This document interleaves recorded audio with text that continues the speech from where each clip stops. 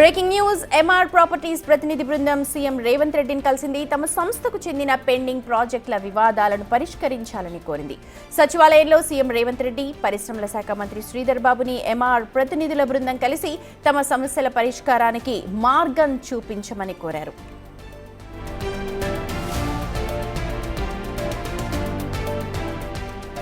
2001లో ఉమ్మడి రాష్ట్రంలో దుబాయ్కు చెందిన ఎంఆర్ ప్రాపర్టీస్ పెట్టుబడులు పెట్టింది.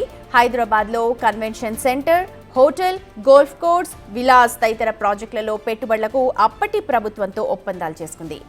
ఏపీఐఐసితో ఆ సంస్థ చేసుకున్న ఒప్పందాల్లో అక్రమాలు జరిగాయని, అప్పట్లో సిబిఐ, ఈడీ కేసులు కూడా నమోదయ్యాయి. ఏజెన్సీల దర్యాప్తులు, కోర్టులలో విచారణలు ఇంకా కొనసాగుతూ ఉన్నాయి.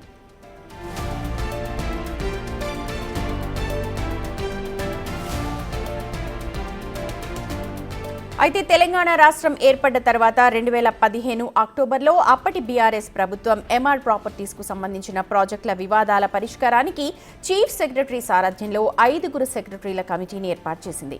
మరోవైపు కేంద్ర విదేశాంగ శాఖ, సాలిసిటర్ జనరల్ ఆఫ్ ఇండియా కూడా ఈ వ్యవహారంపై రాష్ట్ర ప్రభుత్వానికి పలు సూచనలు చేశారు.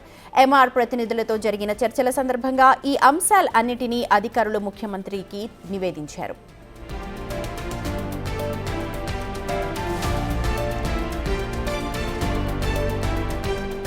వివిధ దర్యాప్తు ఏజెన్సీల కేసులు, ఛార్జ్షీట్లు న్యాయపరమైన అంశాలతో ముడిపడి ఉన్నందున ఎంఆర్ ఒప్పందాల డాక్యుమెంట్లు, కోర్టు కేసుల వివరాలతో పాటు కేంద్ర ప్రభుత్వ సూచనలు అన్ని క్షుణ్ణంగా పరిశీలించాలని ముఖ్యమంత్రి రేవంత్ రెడ్డి అధికారులను ఆదేశించారు.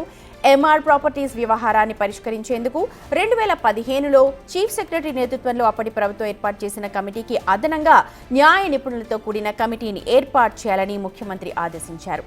ఇక న్యాయ వివాదాలను అధ్యయనం చేయడానికి, సామరస్యపూర్వక పరిష్కారం చేసుకోవడానికి యుఏఈ ప్రభుత్వ ఆమోదంతో ఒక లీగల్ ఏజెన్సీని ఏర్పాటు చేస్తామని సంస్థ ప్రతినిధులు ప్రతిపాదించగా వారి ప్రతిపాదనను ముఖ్యమంత్రి రేవంత్ రెడ్డి ఆమోదించారు. మా ప్రతినిధి వాసు ఉన్నారు, దీనికి సంబంధించిన పూర్తి ఇన్ఫర్మేషన్ అందిస్తారు. ఓటీయూ వాసు.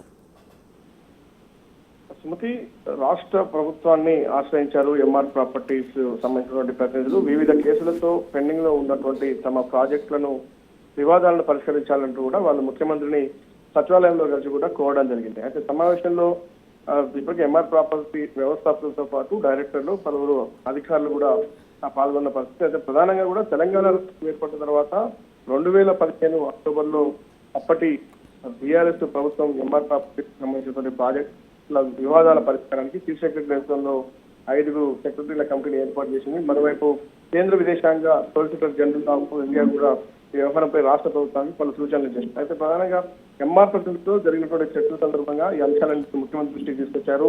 అయితే వివిధ దర్యాప్తు ఏజెన్సీల కేసులతో పాటు ఛార్జ్షీట్, న్యాయపరమైనటువంటి అనేక అంశాలు ముడిపడి ఉన్నందున ఎంఆర్ ఒప్పందాల డాక్యుమెంట్లు, కోర్టు కేసుల వివరాలతో పాటు కేంద్ర ప్రభుత్వ సూచనలన్నీ క్షుణ్ణంగా పరిశీలించాలని ముఖ్యమంత్రి రేవంత్ రెడ్డి అధికారులను ఆదేశించారు. ఎంఆర్ ప్రాపర్టీస్ వ్యవహారాన్ని పరిష్కరించేందుకు ఇప్పటికే దీనికి సంబంధించి న్యాయ వివాదాల అధ్యయనం చేసి సామరస్యపూర్వక పరిష్కారం చేసుకోవడానికి యుఏఈ ప్రభుత్వ ఆదేశాలతో కూడా ఒక లీగల్ ఏజెన్సీని ఏర్పాటు చేస్తామని సంస్థ ప్రతినిధులకు ప్రతిపాదించగా వారి ప్రతిపాదనను ముఖ్యమంత్రి రేవంత్ రెడ్డి ఆమోదించారు. అయితే ప్రభుత్వం ఏర్పాటు చేసే కమిటీ సంప్రదింపులు జరిపిన తర్వాత తదుపరి సూచనలు, సలహాలు అందజేస్తుందని కూడా ముఖ్యమంత్రి ఎంఆర్ ప్రాపర్టీస్ ఎవరైతే యాజమాన్యానికి చెప్పడం జరిగింది.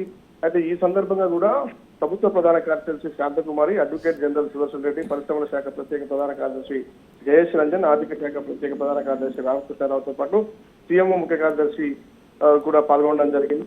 మొత్తానికైతే ఎంఆర్ ప్రాపర్టీస్ సంబంధించినటువంటి వివాదాల పరిష్కారానికి ఒక అడుగు ముందుకు పడిందని చెప్పాలి. ప్రభుత్వం కూడా అందుకు వాళ్ళు పెట్టినటువంటి ప్రపోజల్ అన్నిటికీ కూడా అంగీకరిస్తూ సమస్యల పరిష్కారానికి ప్రయత్నం చేస్తామని ముఖ్యమంత్రి అయితే హామీ.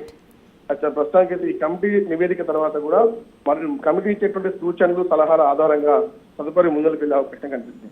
Right Vasu, thank you so much. MR properties కు సంబంధించిన సమస్యల పరిష్కారానికి ఒక ముందడుగు పడిందనే చెప్పాలి. ముఖ్యమంత్రి రేవంత్ రెడ్డి ఆధ్వర్యంలో వీటిపై సమస్య పరిష్కారానికి సంబంధించి ఒక కమిటీని కూడా ఏర్పాటు చేసినట్టుగా మనకు తెలుస్తోంది.